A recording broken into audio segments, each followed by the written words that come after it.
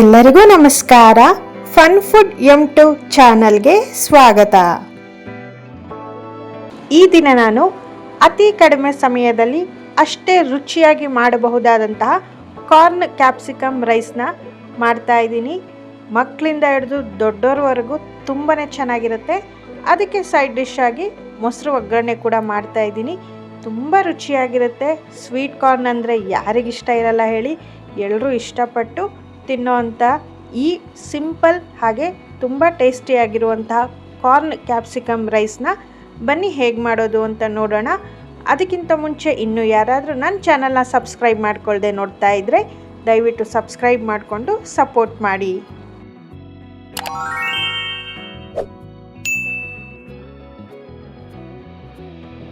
ಮೊದಲಿಗೆ ನಾನಿಲ್ಲಿ ಒಂದು ಪ್ಯಾನ್ ಇಟ್ಟು ಸ್ವಲ್ಪ ಎಣ್ಣೆ ಹಾಕ್ಕೊಂಡು ಅದಕ್ಕೆ ಸ್ವಲ್ಪ ಬೆಣ್ಣೆನ ಹಾಕ್ಕೊಳ್ತಾ ಇದ್ದೀನಿ.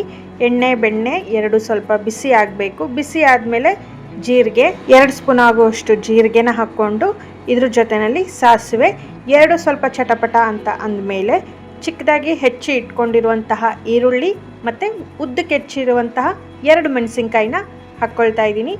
ಸ್ವಲ್ಪ ಕರಿಬೇವನ್ನ ಹಾಕ್ಕೊಂಡು ಬಾಡಿಸ್ಕೊಳ್ತಾ ಇದ್ದೀನಿ. ಚೆನ್ನಾಗಿ ಸ್ವಲ್ಪ ಬಾಡಿಸ್ಕೋಬೇಕಾಗುತ್ತೆ. ಪೂರ್ತಿಯಾಗಿ ಸಾಫ್ಟ್ ಆಗೋದು ಬೇಡ. ಆ ಈರುಳ್ಳಿ ಸ್ವಲ್ಪ ಕ್ರಂಚಿಯಾಗಿರಬೇಕು.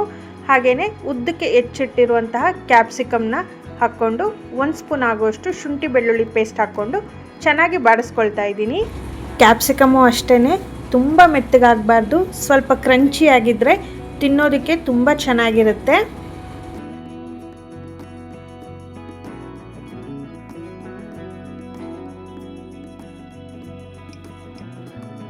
ನಂತರ 1 ಕಪ್ ಆಗುವಷ್ಟು ಸ್ವೀಟ್ ಕಾರ್ನ ಸೇರಿಸ್ತಾ ಇದ್ದೀನಿ. ಸ್ವಲ್ಪ ಚಿಟಿಕೆ ಆಗುವಷ್ಟು ಉಪ್ಪನ್ನು ಸೇರಿಸಿ ಚೆನ್ನಾಗಿ ಬಾಡಿಸ್ಕೊಳ್ತಾ ಇದ್ದೀನಿ.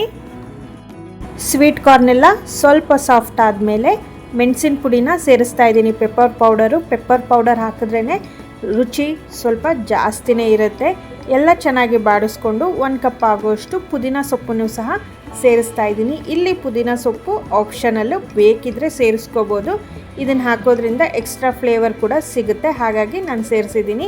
ಎಲ್ಲ ಚೆನ್ನಾಗಿ ಬಾಡಿಸ್ಕೊಂಡು ಮಾಡಿಟ್ಟಿರುವಂತಹ ಬಿಸಿ ಅನ್ನನ ಹಾಕ್ಕೊಳ್ತಾ ಇದ್ದೀನಿ. ಹಾಕ್ಕೊಂಡು ನೀಟಾಗಿ ಇದಕ್ಕೆ ಬೇಕಿದ್ರೆ ಗರಂ ಮಸಾಲ, ಅರಿಶಿಣ ಪುಡಿ, ಅಚ್ಚಕಾರದ ಪುಡಿ ಎಲ್ಲ ಸೇರಿಸ್ಕೋಬೋದು. ಇದೆಲ್ಲ ಆಪ್ಷನಲ್ಲು, ಬೇಕಿದ್ರೆ ಸೇರಿಸ್ಕೋಬೋದು.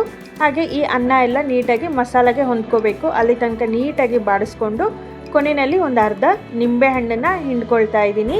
ಇದಕ್ಕೆ ಸ್ವಲ್ಪ ಕೊತ್ತಂಬರಿ ಸೊಪ್ಪನ್ನು ಕೊನೆಯಲ್ಲಿ ಉದುರಿಸ್ಕೊಂಡು ನೀಟಾಗಿ ಮತ್ತೊಮ್ಮೆ ಕಲಿಸ್ತಾ ಇದ್ದೀನಿ. ನೋಡ್ತಾ ಇದ್ದೀರಲ್ವಾ ಎಷ್ಟು ಕಲರ್ಫುಲ್ಲಾಗಿ ರೈಸ್ ಕಾಣಿಸ್ತಾ ಇದೆ ಅಂತ. ಈ ರೀತಿಯಾಗಿ ಮಾಡಿಕೊಡಿ, ಮಕ್ಕಳಿಗಂತೂ ತುಂಬ ಇಷ್ಟ ಆಗುತ್ತೆ. ಅದರಲ್ಲೂ ಸ್ವೀಟ್ ಕಾರ್ನ್ ಹಾಕಿರೋದ್ರಿಂದ ಮಕ್ಕಳು ಇಷ್ಟಪಟ್ಟು ಖಂಡಿತ ತಿಂತಾರೆ. ಪೂರ್ತಿಯಾಗಿ ಮತ್ತೊಮ್ಮೆ ಕಲಿಸ್ಕೊಂಡು ಒಂದು ಬೌಲ್ಗೆ, ಸರ್ವಿಂಗ್ ಬೌಲ್ಗೆ ಹಾಕ್ಕೊಳ್ತಾ ಇದ್ದೀನಿ. ಈ ಕಾರ್ನ್ ಕ್ಯಾಪ್ಸಿಕಮ್ ರೈಸ್ ಮಾಡೋದಕ್ಕೂ ಸಹ ಹೆಚ್ಚಿಗೆ ಸಮಯ ಬೇಕಾಗಿಲ್ಲ. ಬಿಸಿಯಾಗಿ ಅನ್ನ ಮಾಡ್ಕೊಂಡಿದ್ರೆ ಆಯಿತು, ಅಥವಾ ಉಳಿದಿರೋ ಅನ್ನ ಇದ್ರೂ ಆಯಿತು, ಬೇಗನೆ ಆಗೋಗುತ್ತೆ. ರೆಡಿಯಾಗಿರುವಂತಹ ರೈಸ್ಗೆ ನಾನು ಮೇಲೆ ಸ್ವಲ್ಪ ಚೀಸ್ನ ಈ ರೀತಿ ತುರಿದುಬಿಟ್ಟು ಹಾಕ್ಕೊಳ್ತಾ ಇದ್ದೀನಿ. ಈ ರೀತಿ ತುರಿದ್ಬಿಟ್ಟು ಹಾಕೋದ್ರಿಂದ ನೋಡೋದಕ್ಕೂ ತುಂಬ ಚೆನ್ನಾಗಿ ಕಾಣಿಸುತ್ತೆ. ಮಕ್ಕಳಾಗಲಿ ದೊಡ್ಡವರಾಗಲಿ ನೋಡಿದ ತಕ್ಷಣ ತಿನ್ನಬೇಕು ಅಂತ ಅನಿಸುತ್ತೆ.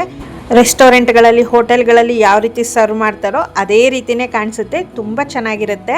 ಈ ರೈಸ್ಗೆ ಸೈಡ್ ಡಿಶ್ ಆಗಿ ಮೊಸರು ಒಗ್ಗರಣೆನ ಮಾಡ್ಕೊಳ್ತಾ ಇದ್ದೀನಿ. ಅದಕ್ಕೆ ಒಂದು ಬೌಲ್ಗೆ 2 ಸ್ಪೂನ್ ಆಗುವಷ್ಟು ಖಾರದ ಪುಡಿ, 1 ಸ್ಪೂನ್ ಆಗುವಷ್ಟು ಧನಿಯಾ ಪುಡಿ, 1 ಸ್ಪೂನ್ ಆಗುವಷ್ಟು ಗರಂ ಮಸಾಲ, ಒಂದು ಅರ್ಧ ಸ್ಪೂನ್ ಆಗುವಷ್ಟು ಅರಿಶಿಣ, ಅರ್ಧ ಸ್ಪೂನ್ ಆಗುವಷ್ಟು ಶುಂಠಿ ಬೆಳ್ಳುಳ್ಳಿ ಪೇಸ್ಟು, 1-2 ಸ್ಪೂನ್ ಆಗುವಷ್ಟು ಉಪ್ಪನ್ನು ಹಾಕಿ ಮೊಸರು ಹಾಕ್ಕೊಳ್ತಾ ಇದ್ದೀನಿ. ಇದಿಷ್ಟನ್ನು ಹಾಕಿ ನೀಟಾಗಿ ಮಿಕ್ಸ್ ಮಾಡ್ಕೊಳ್ತಾ ಇದ್ದೀನಿ. ಮೊಸರನ್ನ ಚೆನ್ನಾಗಿ ಬೀಟ್ ಮಾಡ್ಕೋಬೇಕಾಗತ್ತೆ. ಇದಕ್ಕೆ ಒಂದು ಚಿಕ್ಕದಾಗಿ ಒಗ್ಗರಣೆ ಕೂಡ ಕೊಟ್ಕೊಳ್ತಾ ಇದ್ದೀನಿ.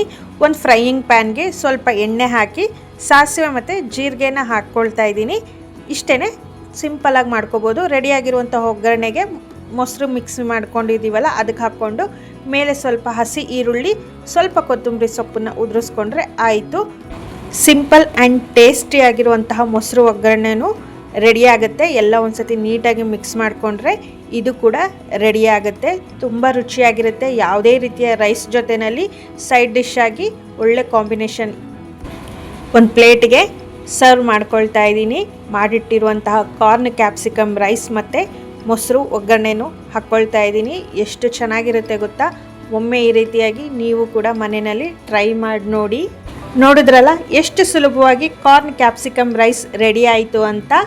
ಈ ವಿಡಿಯೋ ನಿಮಗೆಲ್ಲ ಇಷ್ಟವಾಗಿದ್ದರೆ ದಯವಿಟ್ಟು ಲೈಕ್ ಮಾಡಿ, ಕಮೆಂಟ್ ಮಾಡಿ, ಶೇರ್ ಮಾಡಿ, ಸಬ್ಸ್ಕ್ರೈಬ್ ಮಾಡೋದನ್ನು ಮರಿಬೇಡಿ. ಹಾಗೆ ಹೈಪ್ ಕೂಡ ಮಾಡಿ. Thank you.